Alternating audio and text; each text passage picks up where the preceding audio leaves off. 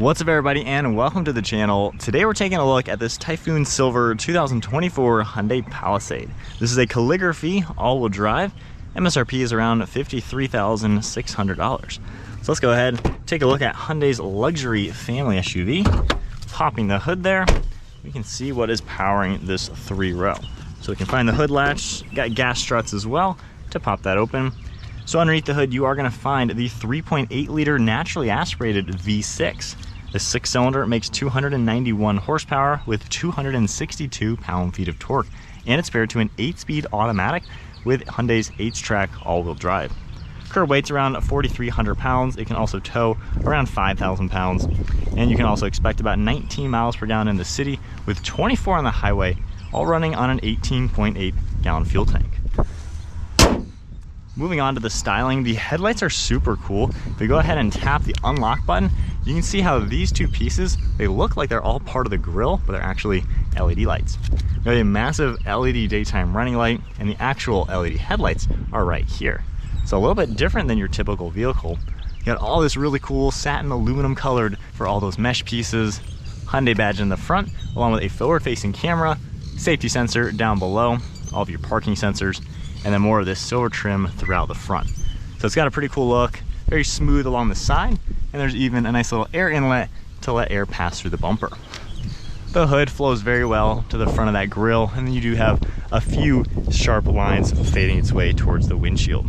So overall, it's got a luxury vibe to it. Definitely looks pretty cool. At the side, you do have a set of 20-inch wheels and kind of a cool spiral design, multi-spoke look with a two-tone color, and then really sharp body lines all throughout the front wheel arch. Got some more satin silver, nice sharp lines in the door, and then one very prominent body line in the upper portion above the door handles. You can also see a cool C shape for the LED turn signal, got a camera integrated, aluminum color for the handles, and then all the trim surrounding the windows. Got a little bit of gloss black, and then I like how you have the body colored right here, and then you have two different glass panes up on top for the panoramic roof.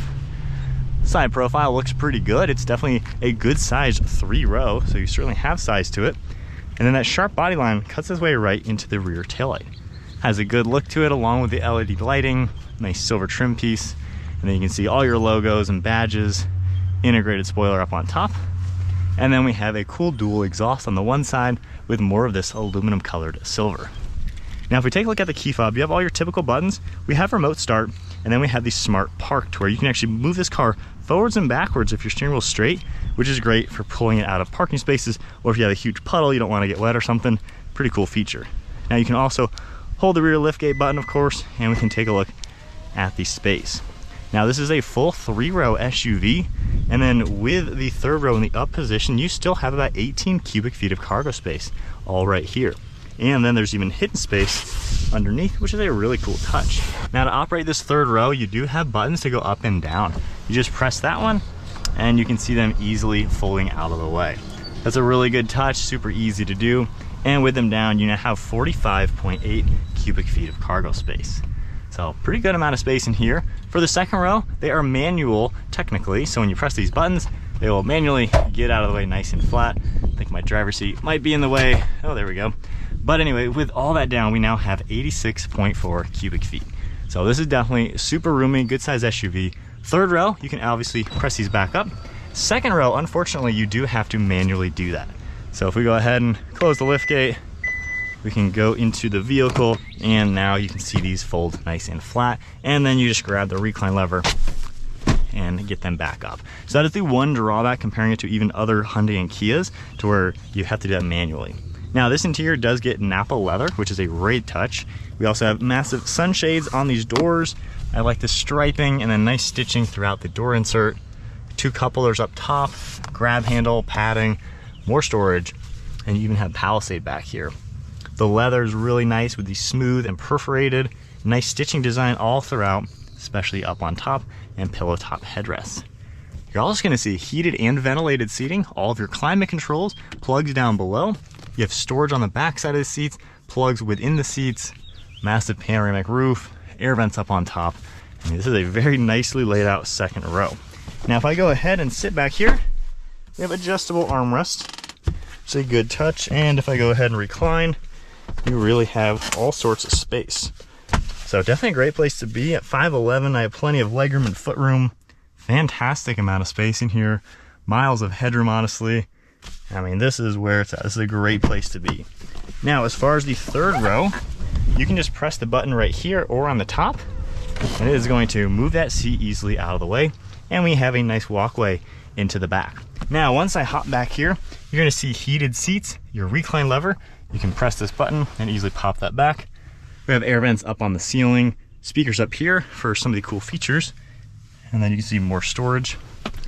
Now, if I put this back, this seat isn't too bad back here. I mean, it's a little on the tight side. Definitely want it reclined for my height. Seat's a little low, but I've seen some that are lower. But of course, if you put your leg out a little bit, still a pretty good third row. Not bad at all for being this isn't a jumbo SUV. So I like that a lot. Press that button, easily get that out of the way. And then let's head on to the driver's seat. You have the smart key, of course, to lock and unlock it from the door. And then the door panel is very similar to the rear with the stitching, the striping, nice speaker mesh, all sorts of storage. You have all your power controls on the seat, massagers, and then an adjustable front leg rest. If I go ahead and hop in the side, foot on the brake, let's fire it up. All your screens are going to turn on, and we have a nice 4-spoke steering wheel with the silver trim. You have paddle shifters on it as well, controls for Bluetooth and audio, along with cruise control. And then on the gauge cluster, you can see your typical screens. And then I can scroll left and right on the upper screen and see a few more things like navigation. You have your power distribution, tire pressure, a few more items that you can take a look at for cruise control, and then a bunch of trip information as well. Now, with your turn signals, you do get those cameras integrated, which is a very cool touch. And then drive mode select is right here. You just adjust this dial and you get a really cool depiction and animation. So pretty nice the way everything's laid out, pretty cool look. And then you have your stock on the right side for windshield wipers, of course turn signals and headlights on the left. So a cool layout. You have interior dimming, traction control, the tow mode, along with the rear tailgate. So your air vents with soft touch material. And then I like how this is all kind of integrated in a nice bezel. It looks pretty cool. And then the striping on the dash flows right into the doors. You got some soft touch material, silver trim throughout these air vents just to make it look very classy.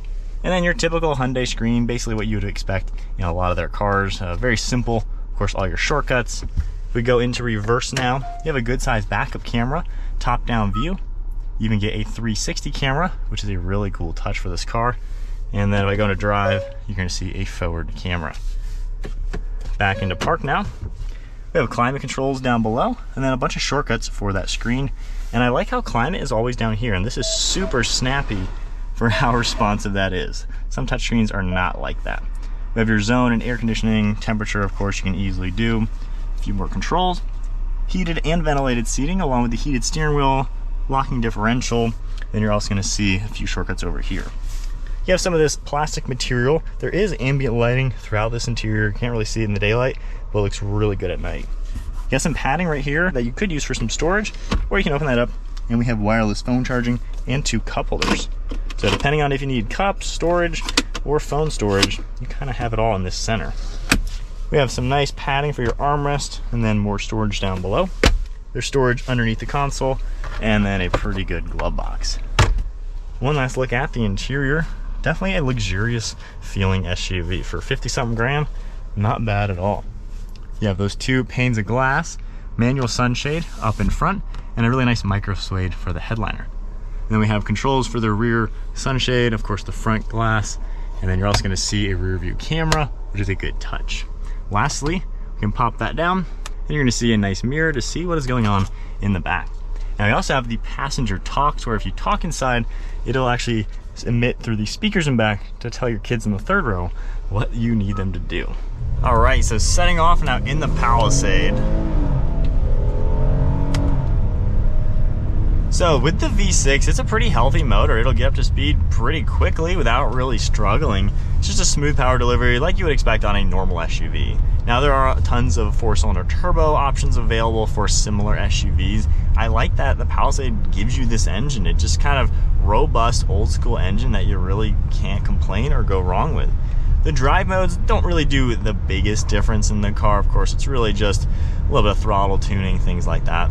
But this is a luxurious SUV. I'm sitting here, you know, if I press the button on the side of the seat and do my whole body massage on, I mean, this thing is pretty luxurious. Of course, with the ventilated seats, the Nappa leather, this is comfortable.